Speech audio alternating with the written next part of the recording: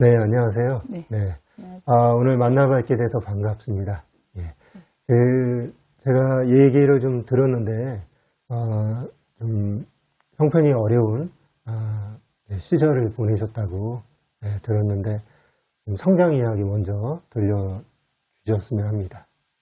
예, 부모님도 어렵게 시작하셔서 저희가 이제 막내 남동생, 오남매인데 막내 남동생은 너무 차이가 많이 나고 이제 저희가 딸이 넷이 있었는데 엄마가 형편이 너무 어려워서 시골에서 서울로 올라오실 때 언니 둘은 시골에 놔두고 저랑 동생만 데리고 이제 서울에 상경하셔서 그 문간방부터 이제 생활을 시작하신 것 같아요. 그래서 그때부터 이제 어려운 생활이 시작됐었고 그렇게 해서 이제 지하방, 단칸방 이거를 쭉 한 게 제가 초등학교 졸업할 때까지였던 것 같아요. 이제 중학생이 돼서야 이제 제가 중학생이 돼서야 겨우 이제 방 2칸짜리를 갔던 기억이 납니다. 그럼 단칸방에서 몇 식구가 보내시는 거예요? 6식구, 7식구가 살았죠. 6식구죠. 왜냐하면 막내는 아주 나중에 태어났기 때문에 6식구가 살았고, 근데 이제 더 중요한 거는 예전에는 가족이 많으면 방을 안 주셨대요.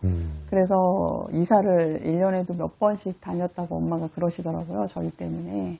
그래서 그런 삶을 살았고, 그러다 보니까 제가 이제 초등학교 때 잠깐 신문 배달도 했었고, 그리고 고등학교 때는 이제 아르바이트를 해서 제 학비와 저희 언니 학비를 제가 벌어서 다녔고, 그리고 이제 여자들이 가장 먼저 돈을 벌려면 상고를 나와야 하잖아요.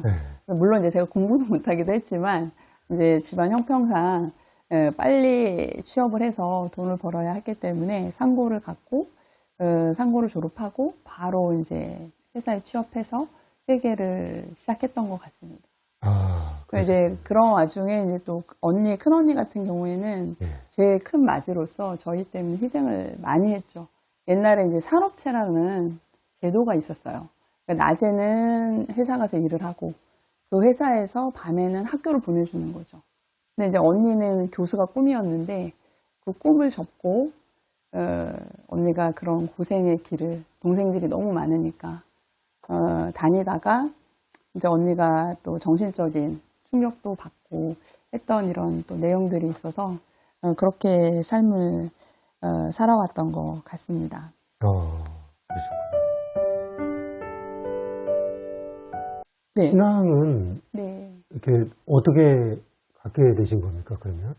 아까 말씀드렸다시피 이제 엄마가 저하고 저 동생만 데리고 문간방에서 시작했는데 그때 주인 아저씨가 제 기억에 어렴풋이 기억이 나는데 목사님이셨던 것 같아요. 그때부터 저의 신앙생활은 시작이 됐고 그때부터 쭉 신앙생활을 하다가 이제 엄마는 다니지 않으셨어요. 엄마는 절에 다니셨는데 이모랑 그래도 저희들 헌금은 항상 잊지 않고 챙겨주셨었거든요. 그러다가 이제 엄마가 어떻게 하다가 여의도 순복음교회 전도가 되신 거예요. 그래서 이제 여의도 순복음교회를 나가게 되셨고 저희한테도 가족이 다 한 교회를 가야 된다. 그래가지고 저희가 이제 제 기억으로는 제가 초등학교 5학년 때 그 여의도 순복음교회를 옮겼던 것 같아요. 근데 그 전까지는 이제 동네 교회를 다니면서 제 기억에는 제가 이제 친구들 전도도 하고 주일 아침이면 다 동네 한 바퀴 돌아가고 친구들 데리고 교회도 가고 그랬던 그런 기억들이 나고 그럼 제가 이제 또 중학교 때 친구하고 고아원에 갔던 또 기억도 나고 이런 삶의 모든 것들이 지금 생각해 보면은 제가 이렇게 입양을 하게 된 배경이 되지 않았나 이런 생각을 합니다. 그러셨구나. 네. 어떤 친구들끼리 보육원, 고아원, 거기를 봉사를 어떻게 학교에서 간 겁니까? 아니면 그냥? 아니요. 저는 이제 그 엄마가 항상 저희한테 해주셨던 말씀은 제가 이제 엄마랑 같이 시장을 가면 엄마는 항상 그 가게에서 물건을 사시는 게 아니라 물건을 이렇게 자판에서 팔고 있는 할머니들한테 물건을 사시더라고요. 그래서 이제 엄마는 항상 어려운 사람들의 물건을 팔아줘야 된다. 저런 가게를 하시는 분들보다는 그런 말씀들을 많이 저는 듣고 자랐던 것 같아요. 그래서 이제 그러는 찰나에 저희는 이제 돈이 없으니까 어디 봉사 가고 이런 걸 생각을 못 했는데 제 중학교 때 친구 한 명이 고아원을 가고 있었더라고요. 그래서 어느 날 이제 그 친구가 간다고 해서, 그럼 나도 가고 싶다. 그렇게 해서 이제 저는 이제 돈이 없어서 아무것도 준비 못했고, 그 친구가 이제 아이들 먹을 간식을 사서 함께 다녔던 것 같아요. 아, 그러셨구나. 네. 네. 아, 그러면은, 일단은, 우리 상고를 졸업하시고, 그 다음에 회계 일을 시작하신 거죠? 어떠셨나요? 네. 이제 상고를 졸업하는 그 고3 때, 또, 운 좋게, 고3 때 또 학교에서 담임 선생님 추천으로 회사를 들어가서, 이제 그때부터 쭉, 그러니까 19살 때 저는 직장 생활을 시작을 하게 되었고, 회계를 하다가, 이제 결혼을 하게 됐거든요. 이게 자연스럽게 결혼을 하게 되었는데, 결혼하고 나서 저희는 아이가 이렇게 안 생길지 모르고, 가까운 곳에 직장을 잡아야 했어요. 왜냐면 결혼할 때 저희 집은 강서였는데 회사는 강남이었거든요. 그래서 이제 그만두고 집 가까운 데로 직장을 잡아보자 해서 막 찾다가 찾은 곳이 사회복지관이었고, 사회복지관에 가서 사회복지관에 갔지만 저는 이제 회계로 취업을 한 거죠.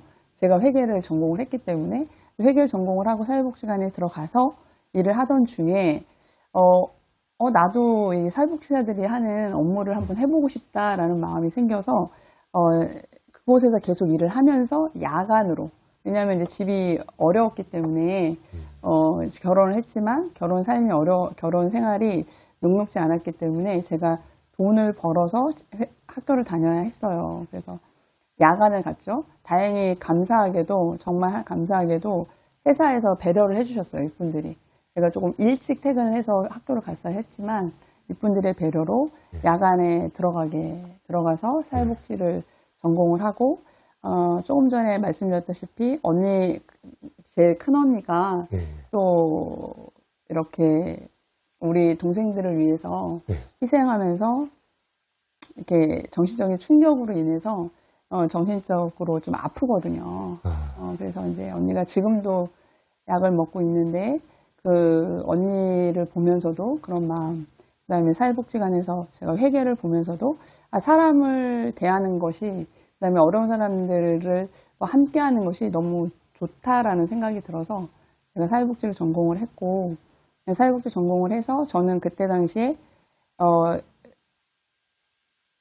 사회복지 실습을 입양기관으로 갔던 것 같아요.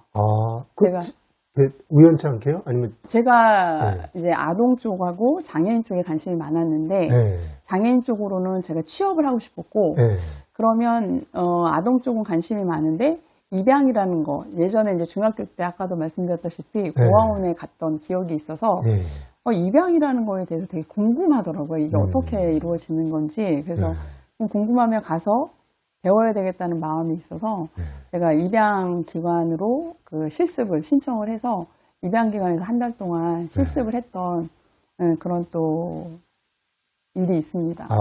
그리고 그러셨구나. 네. 그리고 나서 입양기관에서 하고, 그 다음에 이제 제가 정작 취업은 장애인 시설에서 일을 했었고, 그 다음에 장애인 시설에서 일을 하던 중에 이제 아빠가 중간에 돌아가셨죠. 그래서 사실은 이제 제가 이제 신앙생활 얘기할 때 중학교, 고등학교 때까지 말씀드렸지만 제가 20대 때는 잠깐 신앙을 떠나 있었거든요. 그랬다가 이제 결혼하면서, 남편이랑 결혼하면서 다시 이제 신앙을 회복을 했는데, 그러면서 이제 교회에서는 교회에서대로 성신도, 선교사 교육도 받고, 거기서 이제 간사로 일도 하고 하면서 또 한편으로는 돈은 벌어야 되기 때문에 장애인 시설에서 일을 했었거든요. 그러는 중에 이제 저희 아빠가 사실은 돌아가셨어요. 근데 이제 아빠 소원은, 아빠가 젊어서 굉장히 엄마도 고생시키고 우리도 고생시키고 하셨지만 아빠가 교회 다니기 시작하시면서 그런 말씀을 간혹 하셨거든요. 우리 자녀들 중에 한 명이 하나님 일을 하면 참 좋겠다라는 말씀을 간혹 하셨었어요. 근데 이제 저는 이제 그거를 흘려 들었는데, 이제 아빠 돌아가시고 나서 아빠 조문 오셨던 목사님께 이제 인사를 갔는데 네. 그 목사님이 저한테 물으시더라고요. 앞으로 계획이 뭐냐고. 그래서 그 목사님이 이제 제가 평신도 선교사 교육도 받고 교회에서 열심히 봉사도 하고 이런 걸 다 알고 계셨거든요.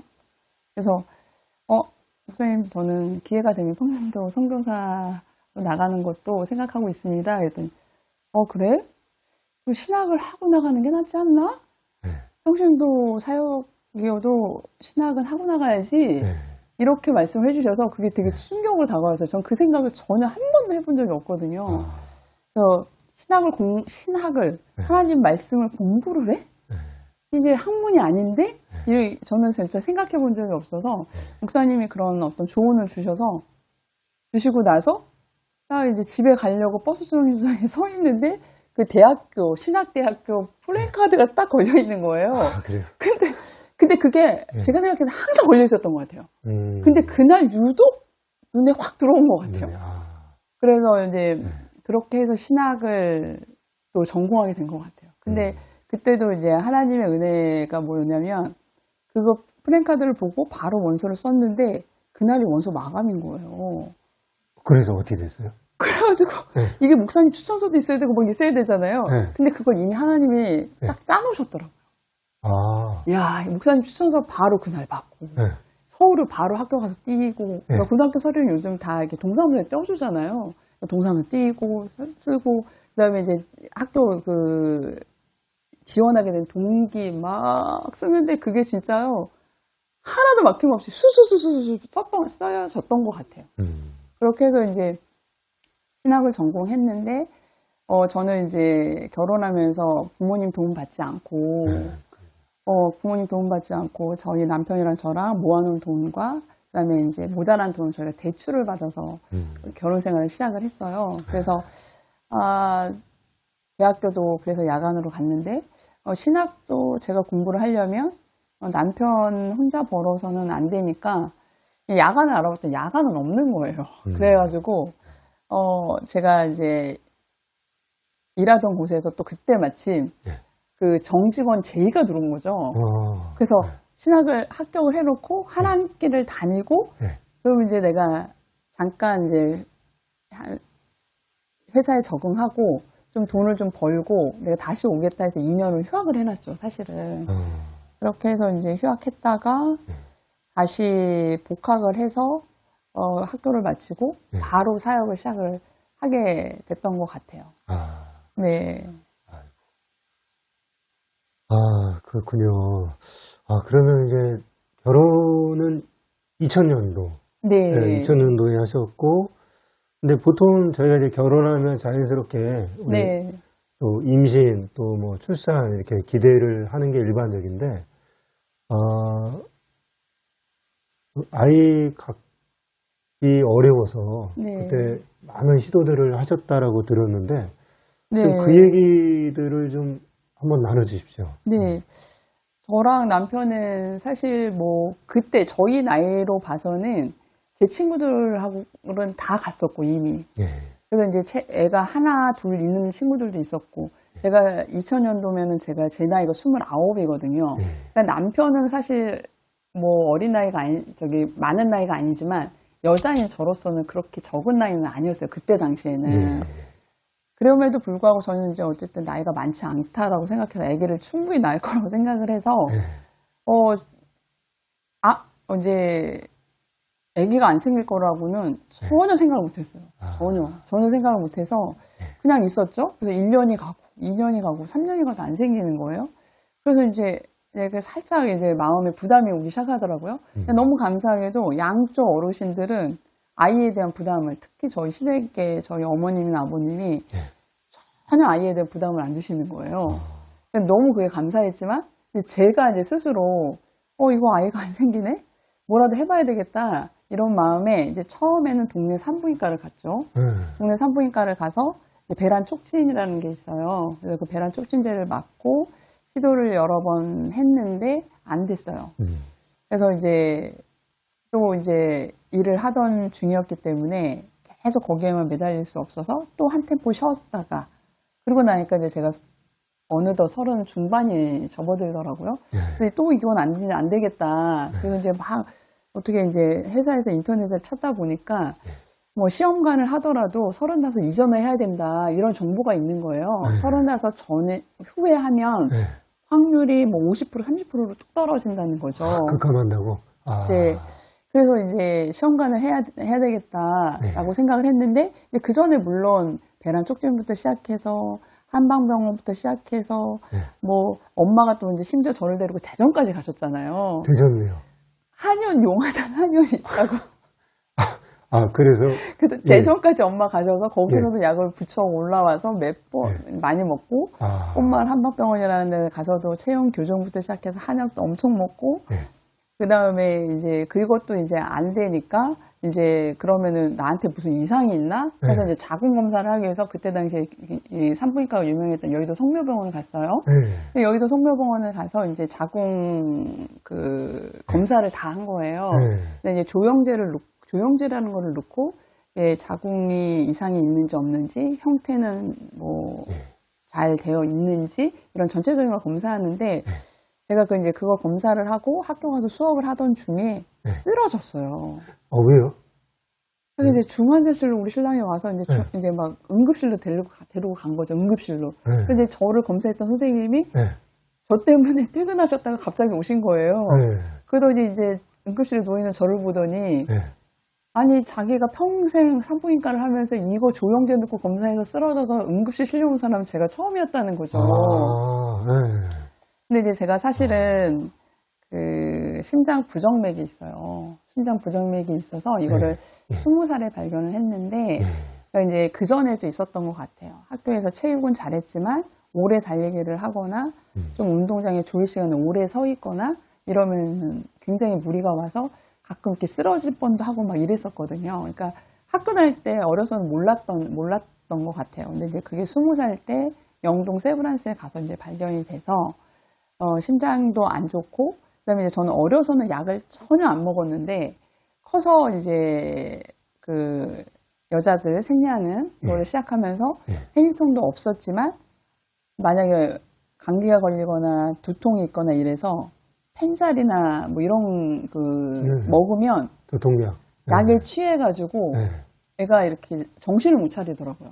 남들은 아무렇지도 않은데 근데 제가 이제 그런 거를 알게 된 거죠. 그러니까 외부에서 약물이 들어오면 제 몸이 반응이 어떻게 일어날지를 모르는 거예요, 저도. 그러니까 이제 그 조영제를 놓고 검사를 했는데 거기서 이제 반응이 안 좋게 나왔나 봐요. 그러니까 의사 선생님도 너무 깜짝 놀라는 거죠. 자기는 평생에 정말 숱한 사람을 검사를 했지만 쓰러져서 응급실에 온 사람은 처음이라는 거예요. 근데 이제 보니까 이제 심장이 이제 불규칙적으로 뛰고 쓰러져서 응급실에 실려왔고 그래서 제가 그때 중환자실에 이틀인가 있다 나오고 선생님이 그 다음날 되니까 이제 모든 게 안정적이 되니까 이제 그때서야 퇴원을 시켜주시더라고요. 근데 그런 일부터 삼성제일병원이 이제 또 그 군인병원으로 굉장히 유명해서 거기에 갔는데 거기서 또 제가 부정맥이 있다는 이유로 검사를 안 해주시는 거예요. 자기네가 진행을 할 수가 없다. 그냥 세브란스로 가라. 거기서 이제 심장을 보고 있으니 그쪽에 가서 모든 걸 진행하면 좋겠다. 근데 저는 심장 때문에 온 게 아니라 불임 때문에 온 건데 그렇죠. 불임은 여기가 유명한데 그러면 제가 소변서를 가지고 오겠다.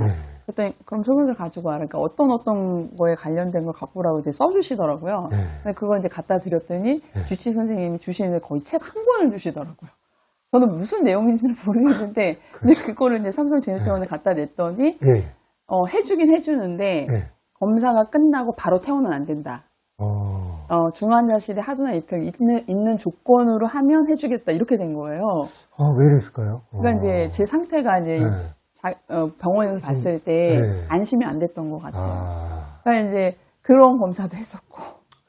그래서 이제 그런데 이제 거기서도 이제 안 돼서 마지막으로 또 이제 수소문 한 끝에 이제 시험관을 도전해 보려고 부천에 있는 마리아 병원. 마리아 유명하죠. 네, 유명합니다. 그래서 이제 거기에 가서 이제 하는데 저 사실 이렇게 모기하고 다리가 겁이 엄청 많거든요. 주사바늘 들어가는 것도 못 봐요. 근데 이게 아시죠? 배란 촉진제 배에다 맞아요, 여자들. 저 그거 맞으러 매일 그 맞는 시간에 맞춰서 병원까지 갔어요. 제가 못 놓으니까 네. 주사바늘 들어가는 것도 못 보는데 사람이 어떻게 이걸 네. 놓겠어요. 그러게요. 저 사람도, 우리 남편도, 자기 못 해주겠다고 하는데, 해가지고, 네.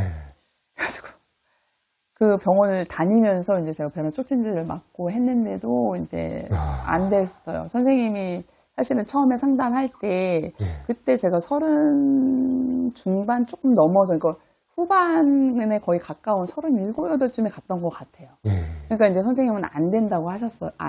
조금 힘들겠다라고는 말씀하셨어요. 안 될 수도 있다라고. 근데 이제, 그래도 이제 저는 한 가닥의 희망을 가지고 있었는데, 안 됐어요, 결국은.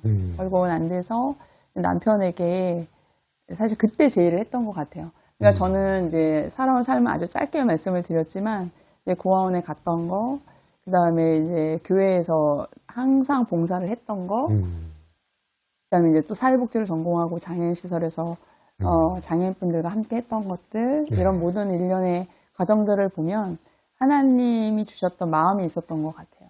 그래서 이제 남편에게 사실은 이제 그때 이제 바로 입양을 건의를 했었죠. 남편에게. 그때 바로 어떻게? 아니요, 남편은 반대했죠. 너 몸도 이렇게 안 좋은데. 이게 남편도 저는 이해가 돼요. 왜냐면 제가 불임검사 하는데 남들은 아무렇지 않은 불임검사를 하는데도 중환자실을 몇 번씩 들어갔다 나왔다 했으니 이제 남편 입장에서는 아니, 아기는 됐고 이제 뭐 이런 검사도 뭐 이런 것도 할 필요도 없고 그냥 네 몸만 건강하게 그냥 잘 살았으면 좋겠다. 남편이 이렇게 얘기를 하더라고요. 그래서 그래도 나이가 먹어서 아이가 없으면 자기가 서운하지 않겠어? 저는 또 이제 얘기를 했더니 아니 괜찮다고. 남편은 그때 당시에는 굉장히 완강하더라고요. 제가 몸 상태가 너무 안 좋았기 때문에 완강하게 이제 저를 생각해서 이제 이게 반대를 했어요. 그래서 그러고 나서 이제 남편에게 그러고 한 2, 3년 흐르고 나서 저희가 제의를 했던 것 같아요. 저희 결혼기념일날. 우리 결혼기념일날 다른 거를 하는 것보다 뭔가 뜻있는 일을 하면 좋지 않을까? 이러면서 우리가 그럼 우리가 키우는 아이를 입양하지 못하지만 마음으로 아이를 낳는 건 어때? 라고 제가 제안을 했을 때 그게 뭔데? 이러더라고요. 그래서 후원하는 거지? 내가 이랬어요. 뭐 후원을? 이제 컴패션이라는 곳이 있는데 여기 아이를 후원하는 거래. 1대1로 결혼을 맺어서 이 아이가 성장할 때까지 우리가 이 아이를 키우는 거래. 이렇게 설명을 했더니 남편이 그거는 너무 좋다고 흔쾌히 얘기를 해줘서 그러면 자기가 컴패션에 들어가서 원하는 아이를 선택을 하면 좋겠다. 나도 내가 선택을 하겠다 해서 남편이 1명, 제가 1명 해서 이제 2명의 아이를 이제 가슴으로 품었죠. 맞죠. 그래서 이제 그렇게 쭉 결혼 생활을 하고 있었습니다. 그러면 컴패션 전까지 한 10년 이상? 네. 10 몇 년을 지금 뭐 병원 다니고 아이를 갖기 위해서 여러 가지 시도 이렇게 많이 하셨고 그 다음에 이제 컴패션 때 그 당시에 입양이 좀 어렵고 쉽지 않기 때문에 남편과 이제 협의하에 우리 컴패션을 통해 2아이를 우리가 좀 후원으로 품자 이렇게 가다가 그러다가 계속 이제 그렇게 갔으면 됐는데 아니 그 결혼한 지 24년 만에 제가 상상이 잘 안 되는데 14년이 아니라 그러니까 24년 만에 입양을 통해서 지금 미나가 딸이잖아요. 딸을 품었는데 이 이야기 너무 듣고 싶은데 어떤 일들이 있었던 겁니까? 그래서 이제 남편이랑 그렇게 해서 너무 즐거운게 행복한 가정생활을 하고 있었어요. 사실은 결혼 초부터 한 10년, 15년까지도 주변에서 아직도 신혼 같다. 신혼 초에는 야 너네는 한 10년, 20년 산부부 같다. 근데 주변에 이제 제가 대학교를 늦게 갔잖아요. 이제 제 동기 아이들은 다 이제 20살에 대학교를 들어왔는데 그 친구들이 저랑 남편을 보면서 결혼 안 하고 싶었던 아이들도 결혼하고 싶다 언니랑 형부를 보면 이제 그럴 정도로 이제 저희가 잘 지냈고 그다음에 또 주변에서 너희가 애가 안 생기는 거는 너무 부부 사이가 좋아서 그런다. 그리고 이제 저희 남편도 저도 아이를 너무 예뻐하거든요. 진짜 너무너무 예뻐해요. 그래서 이제 또 주변에 어른들은 그런 말이 있대요. 옛날에 아이를 너무 예뻐해도 아이가 안 생긴다. 그래서 저는 그런 말을 들어보지 못했는데 어른들한테 그런 말이 있다니까. 그러네요. 그러니까 예. 그런가? 그래, 그런가 보다 뭐 이렇게 이제 그러면서 이제 생활을 하던 중에 예. 아까 말씀드렸다시피 이제 제가 그 교회 신학을 하고 다행히 감사하게 정말 감사하게 마지막 졸업도 하기 전에 저를 가르치셨던 목사님이시면서 교수님이셨는데 저에게 교회에 와서 사역을 하라고 제의를 해서 여의도 순복음교회의 그 지성전이었다가 독립교회가 된 교회에서 사역을 시작했어요, 바로. 그러면서 이제 사역을 하면서 제가 이제 처음에는 대교구를 맡았다가 그 2년 후에 중등부 사역을 하게 됐거든요. 중등부 사역을 하면서 부모 교육을 하는데 부모 교육을 하다 보면 이제 뭔가 자료들을 찾게 되잖아요. 자료를 찾던 중에 제가 이제 계속 입양이라는 게 제 머릿속에 있었나 봐요. 이 무의식 중에. 그러던 중에 이제 막 자료를 찾다가 11명 입양? 뭐 윤정희 사무? 한기섭? 이렇게 다 나오는 거예요. 자료가 쭉쭉쭉쭉 나오더라고요. 왜 강릉에 사시는 윤정희, 김상훈 네, 부부. 맞습니다. 맞습니다. 그래서 이제 그분 책을 사서 보고 또 이제 그 중등부 사역을 하는데 굉장히 도움을 많이 받았고 부모 교육을 하는데 그리고 이제 그래서 이제 사실은 윤정희 사모님을 초청을 해서 이제 강연도 하고 싶었죠. 교회에서요? 네, 교회에서. 교회에서. 근데 이제 그러던 중에 제가 이제 또 하나님의 은혜로 치앙마이로 남편과 함께. 근데 진짜 이건 은혜인 것 같아요. 남편이 다니던 그 일본 회사도 그때 딱 때마침 이게 정리가 됐어요. 그 남편이 잠깐 쉬는 텀이 생긴 거예요. 그래서 남편이랑 같이 이제 치앙마이를 한 6개월 정도 단기 선교를 떠났다가 오고 왔었거든요. 그런데 이제 그때 이제 한기선도 알게 되고 윤정희 사무도 알게 되면서 남편이랑 처음에는 저만 혼자 그 모임에 갔었거든요. 근데 남편이랑 함께 가게 된 거예요. 그랬더니 남편이 한 번도 이제 입양에 대한 얘기를 안 하던 남편이 한기선 모임에 갔다 오더니 입양에 대해서 갑자기 얘기를 하는 거예요. 우리 입양을 다시 한번 생각해보는 게 어때? 이렇게 되는 거예요. 마음문이 열어지셔서 그래요. 네. 그래가지고 입양? 지금? 이제 그때는 제가 놀랬죠. 제가 너무 놀랬죠. 그래, 알았어. 나도 한번 생각해 볼게. 근데 이제 그때 처음에 우리 남편이 저한테 얘기할 때는 저희가 49인가 50인가 그쯤이었던 것 같아요. 그래서 몇 년 안 지났는데 지금 연도가 헷갈리는데 그쯤에 이제 남편이 얘기를 해서 알겠어. 그러고서 이제 했는데 그래서 남편이랑 그래 그럼 더 늦기 전에 한번 시도해보자 해가지고 사실은 처음에 알아보던 기관이 동방이라는 곳이었는데 동방사회복제 이제 그쪽에서는 사실 좀 잘 안 됐고 그러던 중에 이제 코로나가 터지고 이러면서 조금 한 1, 2년 또 이제 좀 주춤하게 됐어요. 주춤하게 됐는데 남편은 이제 한기선 모임에 한 번 가고 두 번 가고 할 때마다 이게 입양에 대한 마음이 점점 커졌나 봐요, 남편이. 아이들을 보니까. 그러니까. 너무 행복한 가정들을 보니까 자기도 이제 부러웠나 봐요. 그래서 포기를 않고 계속 얘기를 하더라고요.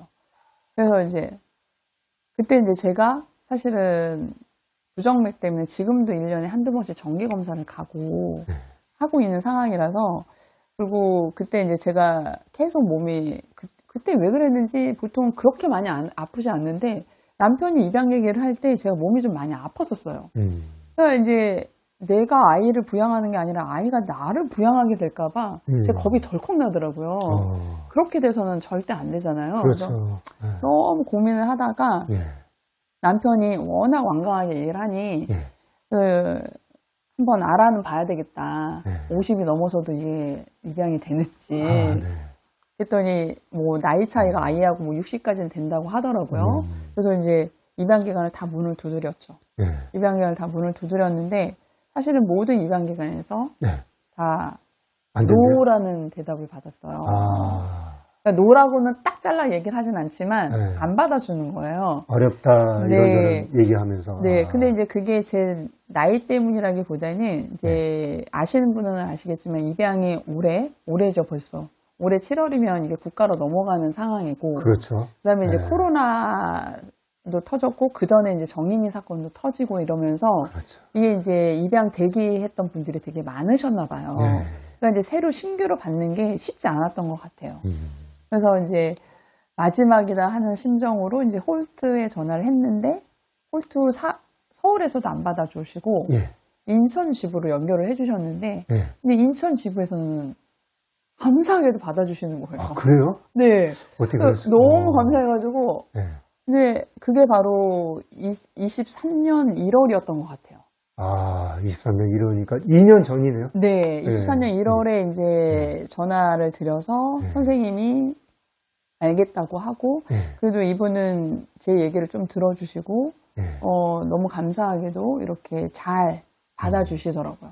다른 기관에서는 좀 상처들을 좀 받았거든요. 아. 그래서 이제 기다렸죠, 저는 기쁜 마음으로. 그런데 3개월이 되도록 연락이 없네요.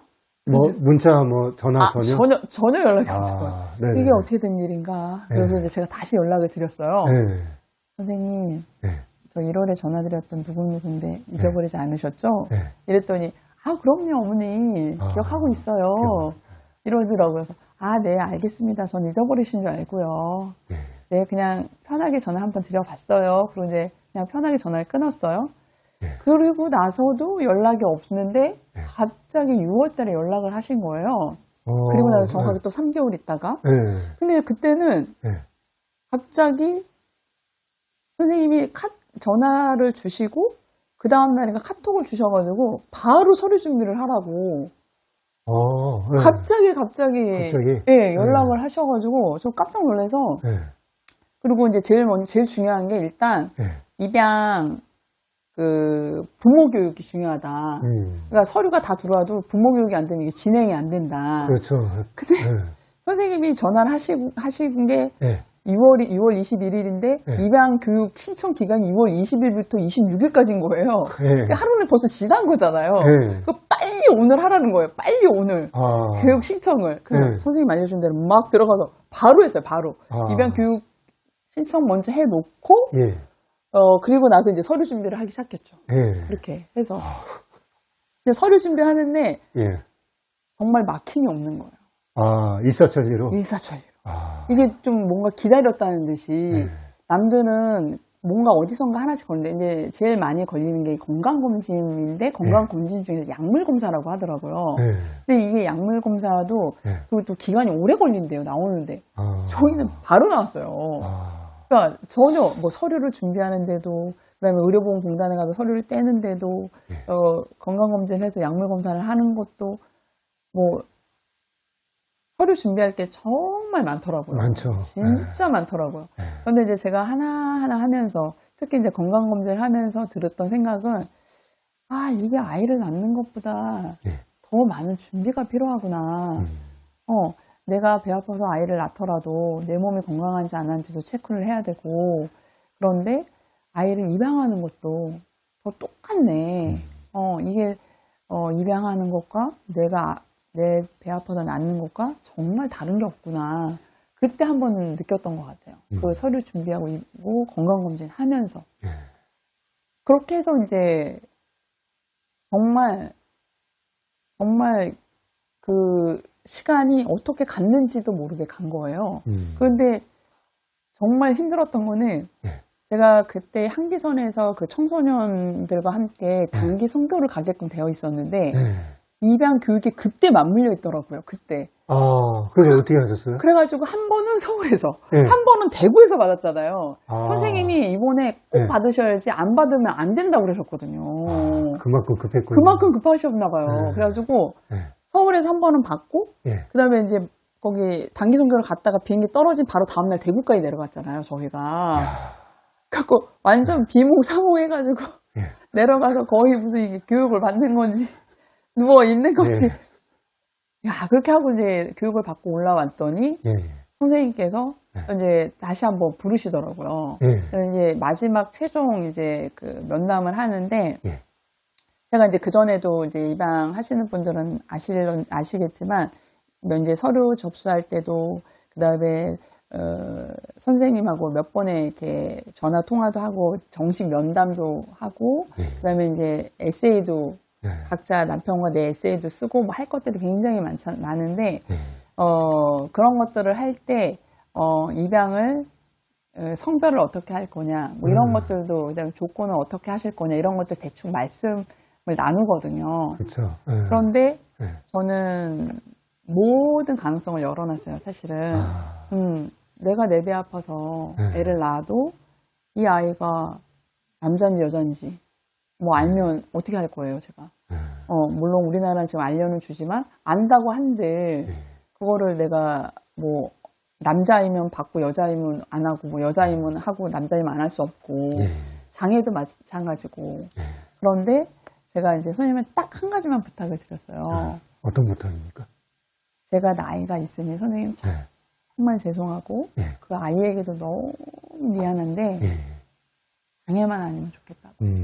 왜냐하면 이제 제가 장애인 시설에서 일을 했었기 때문에 얼마만큼 이 아이에게 부모의 에너지가 필요한지를 알아요. 그래서 이제 정말 미안하더라고요. 정말 정말 죄스럽고 그렇지만 그거는 제가 어떻게 할 수가 없더라고요. 그래서 정말 선생님 죄송한데 모든 가능성 베이비박스도 상관없고 아무것도 상관없다. 장애만 조금 피하면 좋겠다. 그것만 정확하게 좀 검사 부탁드린다. 그렇게 하고 마무리를 졌는데 아까 말씀드렸던 이제 부모가 끝나고 이제 마지막 면담하러 이제 제가 사무실에 갔는데 이제 면담도 다 끝났어요. 근데 선생님이 딱 일어나시려다 갑자기 정말 두 분 다시 한번 마지막으로 묻겠습니다. 이건 두 분이 정말 합의가 되셔야 되는 부분이기 때문에 성별은 정말 상관이 없습니까? 선생님이 희한하게 또 마지막으로 물어보시는 거예요, 그 말을.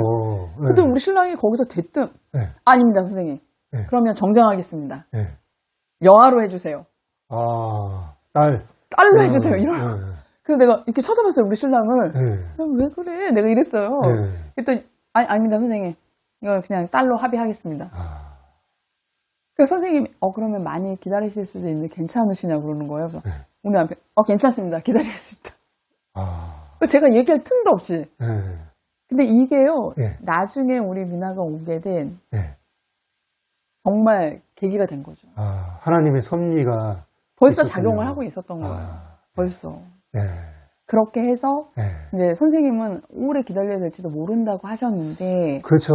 딸은 오래 기다려야 된다고 다 알고 있어서 그런데 그리고 나서 11월에 바로 연락이 온 거예요. 그해 11월에? 그러래 11월에. 그러니까 2023년 1월에 접수했고 3월에 제가 다시 전화했고 6월에 선생님 전화를 하셔서 교육부터 시작해서 서류 다 준비해서 내고 마지막 면담 8월인가 9월에 하고 11월에 바로 연락이 온 거예요. 야, 바로. 진짜 하나님의 섭리네요. 나 진짜 너무 깜짝 놀랐어요. 너무 깜짝 놀랐어요. 그래서 여아가 있는데 근데 어머님이 말씀하셨던 대로 베이비박스인데 보시겠냐. 그래서 네 보겠습니다. 그리고 나서 이제 막 마음이 굉장히 편안하면서도 뭔가 모르는 이렇게 감정이 표현이 안 되는 그런 마음이 있더라고요. 신기한 마음이 있더라고요. 그래서 안 되겠다. 기도를 하러 가야 되겠다. 그래서 이제 3일 작정 기도를 했죠. 남편도 깨워서 둘째 날부터는 같이 자기야 우리 애가 오는데 어떻게 기도도 안 하고 어떻게 애를 맞이할 거야. 그래서 이제 둘째 날은 남편도 깨워서 데려갔는데 안고 있는 거는 맞는데 내가 누구한테 잠겨있는가 거기에 이거 아니야. 저기 있어. 미안해. 계속 물어야 되는데 큰일 났다. 어디? 계속 물어야 되는데. 아유 이쁘라. 정확해서 이 얘기는 할 때마다 제가 울컥하는 것 같아요. 책을 쓰면서도 제가 한참 울다가 다시 썼거든요. 그러니까 미나를 처음 봤을 때 사람들은 아마 처음 봤다면 왜 하나님이 데려오라는 저 말이 왜 저렇게 눈물이 날 일이야? 라고 하실지 모르지만 미나를 봤다면 아마 이해가 되실 거예요. 미나가 처음 저희가 만났을 때 제가 그렇게 바랬던 장애만 없으면 된다라는 말씀을 드렸는데 정말 장애가 있는 것처럼 보였거든요. 머리를 보고 너무 깜짝 놀라가지고 그러니까 그 기관에서도 아이가 모자를 씌워서 데리고 왔는데 모자가 안 벗겨지기를 모자를 안 벗겨지게 굉장히 이렇게 단돌이 하는 게 보이더라고요, 제 눈에. 아, 그게 눈에 들어오셨어요? 네. 근데 이제 아이가 이제 낯선 사람들이 있고 이러니까 울잖아요. 울다가 어떻게 했는데 모자가 벗겨진 거예요. 그러니까 이제 옆에 계신 분들이 놀라시더라고. 근데 그러면서 이제 제가 아이를 머리를 봤는데 정말 이거는 장애가 있을 수도 있겠다라고 생각이 들 정도로 머리 상태가 굉장히 심각했어요. 그리고 이제 그래서 이제 딱 보고 왔는데 선생님도 전화를 하셨더라고, 바로. 어머니 안 하셔도 돼요. 이 아이 안 하셔도 돼요. 어머니 좀 더 기다리셔도 돼요. 그래서 선생님 첫 마디가 그거였어요. 저희한테 전화하셔가지고. 근데 저는 선생님 일단 선생님 마음 알았으니까 남편이랑 상의하고 바로 연락 드릴게요. 근데 남편이랑 저는 그냥 하나님 마음을 받았기 때문에 자기 생각은 어때 했더니 뭘 어때, 데려와야지. 남편의 첫 마디가. 그래서 선생님한테 바로 전화를 드렸더니 선생님께서 그럼 어머니 저희가 걱정하지 마세요. 저희가 뇌 검사 다 해드리고 그리고 저희가 헬멧도 이제 요즘 저희 조카들 키울 땐 그런 걸 몰랐는데 요즘은 아이들이 두상 교정 헬멧이라는 게 있다고 하더라고요. 저도 그때 그래요? 처음 알았어요. 그래서 이제 그 두상 교정 헬멧도 저희가 해드릴 거고요. 어머니 정말 걱정하지 마세요. 다 저희가 지원해드려요. 이렇게 말씀을 해주시더라고요, 선생님께서도. 그래서 그 선생님도 아이를 처음 봤을 때 너무 놀라신 거죠. 그런데 이제 저희가 하겠다고 하니까 그렇게 이제 제안을 해주셔서 다행히 이제 우리가 미나를 7개월에 만났는데 그때 할 수 있는 뇌 검사는 다 했는데 정상으로 나왔고 그다음에 이제 아이를 데리고 병원에 가서 그 헬멧을 맞출 때 선생님들도 다 놀라셨어요. 본인들이 만난 아이 중에 상태가 가장 안 좋다고. 이렇게 안 좋은 아이는 처음 본다고. 그래서 헬멧 맞힌 선생님이 엄청 놀라셨고 일반 보통 소아과 갔을 때도 그 선생님들도 헬멧 맞췄냐고 다 물어보셨고 처음에 이제 오면 바로 병원 갔는데 소아과 선생님들이 헬멧 맞추셨냐고 첫 마디가 그거였어요. 그래서 안 그러면 본인이 이제 소개시켜 주시려고 아이를 너무 상태가 심하니까. 근데 저희 집에 온 지 일주일 만에 아이가 얼굴 표정도 바뀌고 머털도사 혹시 아세요? 머털도사? 어렸을 시절에 봤죠. 혹시 아시는 머리가 이렇게 단순 거 그래서 머릿수가 없는데 없는 그 머릿수가 다 이렇게 머털도사처럼 서 있었어요. 근데 그게 일주일 만에 차분하게 가라앉고 아이가 얼굴 표정이 눈빛이 다 바뀌고 그런데 이제 홀트 선생님도 놀라시더라고요. 일주일 만에 아이가 이렇게 변할 수 있나. 그러니까 정말 아이는 시설이 아닌 가정에서 커야 되는 게 맞는 것 같아요. 지금 이제 아이 미나를 데리고 와서 한 달이 채 제기도 전에 하나님이 또 미나를 집에서 혼자 이렇게 보고 있는데 어떤 마음을 주셨냐면 그래서 이 아이가 너한테 왔다. 그러니까 제가 나중에 한 사실인데 이제 아이를 입양을 하고 그 호적에 입적이 되면 판사가 이제 이렇게 판사가 호적에 올려도 된다라고 판결을 내려주면 그때부터 1년이라는 시간 동안 관리를 받거든요. 근데 이제 4차 관리를 오시는 선생님께서 그 말씀을 그때서 해주시더라고요. 미나가 우리 가정에 오지 않았으면 보육원에 갔을 거다. 그 말씀을 또 울컥하고 한 달 됐을 때 그래서 미나가 너희 집에 온 거야 라는 그 하나님의 마음이 그거랑 이렇게 오버랩이 되더라고요. 또 한 번 울컥하고, 미나가 이렇게 예쁘고, 정말, 눈에 넣어도 아프지 않는, 정말 어디를 데려가도 남녀노소가 다 이 아이를 이뻐하는 거예요. 이 아이가 보육원에 갔다고 생각하면 정말 끔찍하더라고요. 저희 남편이 한마디 하더라고요. 뭐야, 미나가 보육원에 갔으면 머리 상태가 그대로 컸다는 거야? 그 말을 하는데 제가 진짜 충격을 받았어요. 그 엄청난 머리 모양을 그냥 그대로 컸을 거라는 남편의 그 말에 너무 충격을 받은 거죠. 난 그 생각 못했는데 정말이네. 이 아이가 그렇게 컸겠네. 우리 집에 안 왔으면. 그럼 저 아이는 어떻게 됐을까? 상상하기가 싫은 거죠. 그래서 그러면서 지금 미나랑 너무 행복한 시간을 보내고 있어서 지금 미나 건강은 좀 어떤가요?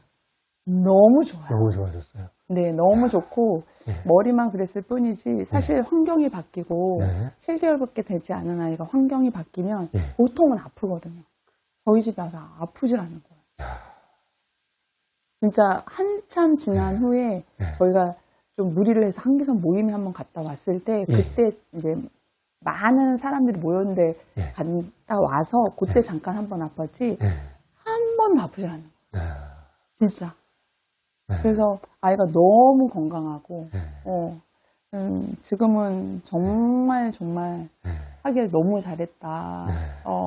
남들은 손자 손녀 볼 나이에 제 친구들도 사실 저한테 그렇게 얘기하거든요. 제 친구들은 결혼들을 조금 일찍 해서 큰아이가 결혼해서 아이를 낳을 정도의 나이 30살 된 친구들 다 20대 중반은 다 넘어갔거든요. 그러니까 이제 그 아이들이 결혼을 했으면 예전처럼 요즘은 결혼들을 늦게 하는 추세지만 우리 때처럼 결혼했으면 미나 같은 딸이 있는 거죠. 그러면 이제 저희한테는 손녀가 되는 거니까.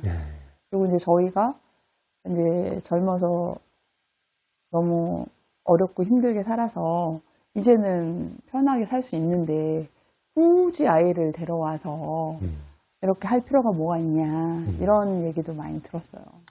그런데 이제 그거는 어떤 세상적인 눈으로 바라보는 세상적인 잣대로 재는 것이고 하나님의 눈으로 바라보면 성경적인 관점에서 보면 너무 잘한 일이라고 저는 생각해요. 너무 잘한 일.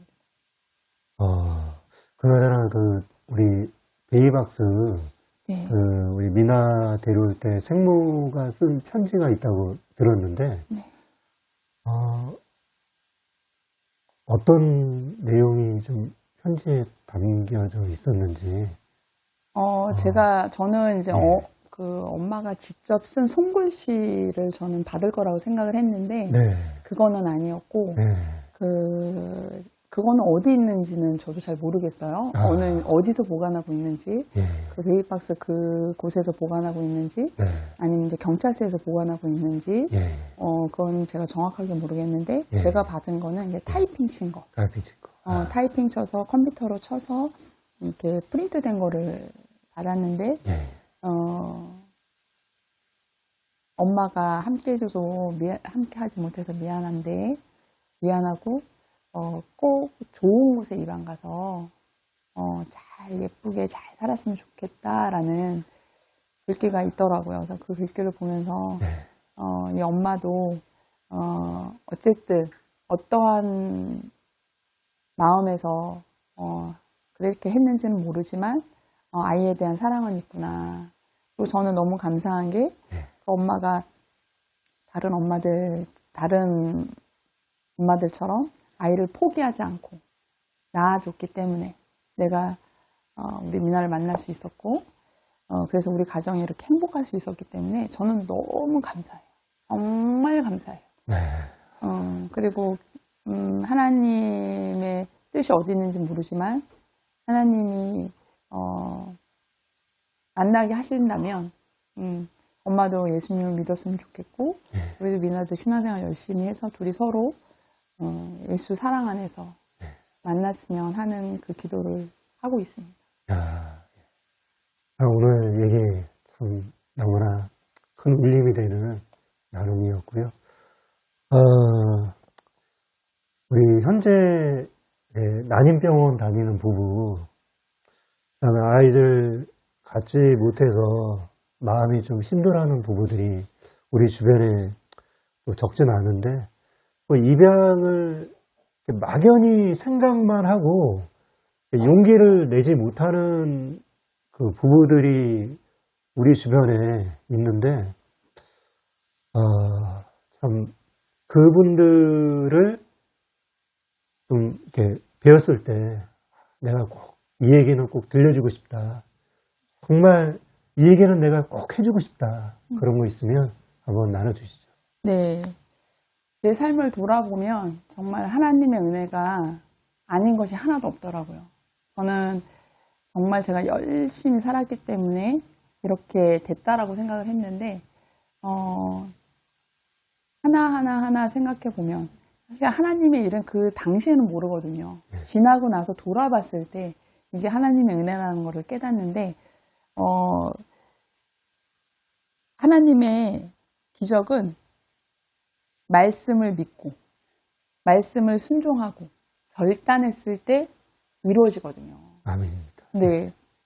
그리고 우리 눈으로는 우리의 현실을 봐서는 전혀 가망이 없지만 하나님의 관점에서 하나님의 시선으로 바라봤을 때 기적은 일어난다고 저는 믿고 있거든요. 저는 그래서 지금까지 버틸 수 있는, 제가 어렵고 힘든 상황 속에서 버틸 수 있는 힘이 되었던 것 같아요. 하나님이 계셨기 때문에. 네. 사실 여러분들이 어떻게 볼지 모르지만 저를 봐도 제가 이제 올해 우리나라 바뀐 나이로 보면 53이잖아요. 지금 제가 작년에 우리 아이를 만났으니까 52에 만났잖아요. 세상 사람들은 다 저한테 그랬어요. 진짜 편하게 둘이 잘 살지. 아니 손자 볼 나이에 손자 손녀 볼 나이에 손녀를 데려다 키우는 게 말이 되냐. 그리고 지금 본인 건강도 안 좋은데 다들 이렇게 얘기했지만 하나님이 하시니까 정말 기적이 일어났거든요. 우리 미나가 와서 얼마나 축복을 받았는지, 우리 가정이 환경의 축복, 물질의 축복보다 더 중요한 것은 세상이 줄 수 없는, 말로 표현할 수 없는 감동이 있고 기쁨이 있어요. 이거를 경험해 보지 않고는, 저도 사실 아이를 엄청 예뻐하지만 조카들도 보고 제가 어린이집에서 근무도 해보고 했지만 그거랑은 또 다른, 내가 내 아이를 품고 내가 내 아이를 우리 가정에서 둘이 있다가 셋이 되는 이런 기쁨은 정말 설명이 안 되더라고요. 말로. 그래서 어떤 말로 설명을 하고 어떤 말로 전달을 한들 본인이 경험해 보지 않으면 모른다라는 거예요. 이 모든 것들이 하나님을 바라보고 나아갈 때 정말 여러분들이 내가 어떻게 해? 나는 뭐 이건 이렇고 저건 저렇고 다 핑계만 보이더라고요. 내 환경을 바라보면. 근데 하나님을 바라보면 정말 가능한 것밖에 보이지 않고, 또 여기서 하나 제가 말씀드리고 싶은 거는, 제가 미나를 불과 7개월에 만났는데 그 시설에서 있었던 것을 그대로 나오더라고요. 그걸 봤을 때 제가 너무 마음이 아팠어요. 7개월 된 아이가 엄마랑 눈도 못 마주치고 스킨십을 하지도 못하고 이런 것들을 봤을 때 겨우 7개월 된 아이예요. 겨우 7개월 된 아이. 근데 그 아이들, 엄마가 낳은 아이는 7개월이면요 분리수면을 하고 눈 맞춤을 하고 거울을 보고 다 되거든요. 근데 시설에서 있었던 아이 그게 안 돼요. 그래서 그런 걸 봤을 때 제가 너무 마음이 아파서 아이는 반드시 가정에서 자라야 된다. 아이는 반드시 가정에서 자라야 된다. 제가 정말 안타깝게 늦게 아이를 품는 바람에 더 이상 아이를 품을 수 있을지 없을지 지금 고민하고 있지만, 일찍 품었다면 저는 여러 명을 했을 것 같아요. 정말 아이가 반드시 가정에서 자라야 되기 때문에. 그런데 하나님은 너무 정확하시잖아요. 그때 이제 젊어서 했으면은 제 고집, 제 생각, 때로 키웠겠죠, 아이를. 근데 지금은 이제 하나님의 관점에서 하나님의 말씀으로 아이를 양육할 수 있어서 너무 하나님한테 감사하고, 하나님의 은혜라고 저는 생각하고 있습니다. 그래서 여러분들이 입양을 고민하신다면, 아이를 내가 배 아파서 반드시 낳아야 된다고 생각하신다면, 한 번쯤, 가족의 형태가 너무 다양하니까 입양도 생각해 보셨으면 좋겠고, 저랑 남편은 사실 입양이 안 된다면 요즘 또 가정위탁? 네, 예. 가정위탁을 좀 생각하고 있어요. 만약에 입양이 안 된다면 가정위탁을 해서라도 아이가 가정에서 자라기를 바라는 마음이 있습니다. 그래서 이런 마음을 여러분들이 한번 경험해 보셨으면 좋겠어요. 오늘 이야기 감사하고요. 네. 네, 다음에 또 미나가 좀 크면 또 그 안에 또 일어난 일들 함께 또 나누는 시간 갖도록 하겠습니다. 오늘 이야기 너무 감사합니다. 네, 감사합니다. 네, 감사합니다. 엄마.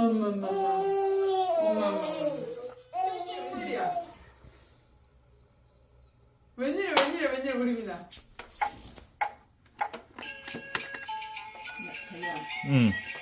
이거 이렇게 움직이니까. 어머, 오세요. 아구 잘하네. 어구 잘하네.